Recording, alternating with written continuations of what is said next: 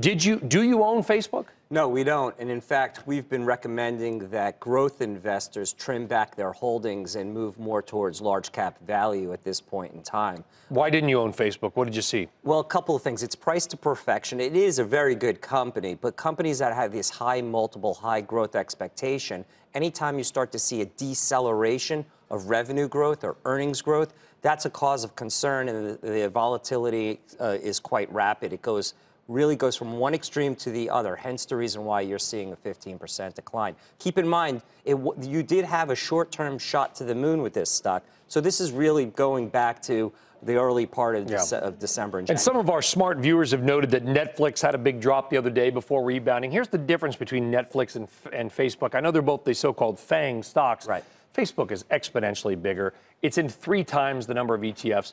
Right now, we're seeing Dow futures up, but NASDAQ futures way lower.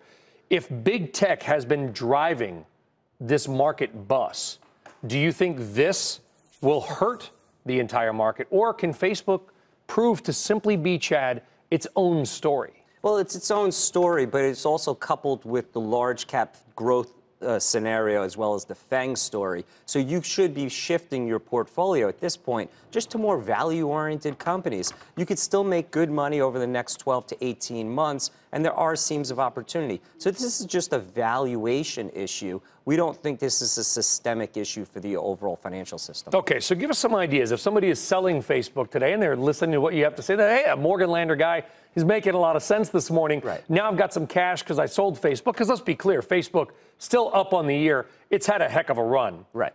Absolutely. Where can they find some value and make some money going forward? So, Brian, you don't have, if you want tech, you don't have to go with the FANG stocks. You can go with the Oracles or the Ciscos of the world. When it comes to maybe moving up the quality spectrum and going to more boring companies, go to the healthcare companies. You can go to Amgen, Pfizer, Merck, or look at the consumer staple companies. Take, for instance, Anheuser-Busch. You mentioned it earlier, okay? We think that if you have a 24-month holding period, you could do quite well, and it's a rising dividend stock. So you think Oracle and Cisco, despite being technology companies, gasp, can also be value companies? Right, because you could have a lower PE multiple, a lot of cash on the balance sheet, consistent growth, and you could still play off the global growth thematic with those two companies.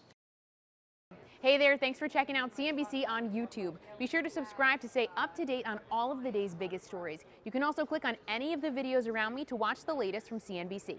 Thanks for watching.